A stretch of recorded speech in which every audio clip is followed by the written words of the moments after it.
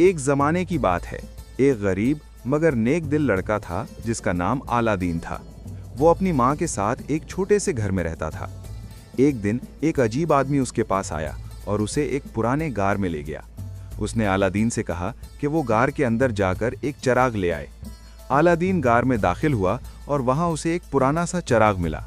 जब वो वापस आया तो उस आदमी ने चराग मांगा, मगर अलादीन को शक हुआ और उसने देने से इनकार कर दिया।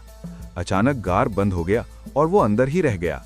परेशान होकर अलादीन ने चराग को रगड़ा तो एक ताकतवर जिन जाहिर हुआ। जिन ने कहा, मैं तुम्हारा गुलाम हूं, जो हुक्म दोगे पूरा करूंगा। अलादीन खुश हो गया और जिन की मदद से वो गार से बाहर निकल आया। बाद में उसने जिन की मदद से अपनी और अपनी माँ की जिंदगी बेहतर बना ली और हमेशा नेक काम करता रहा।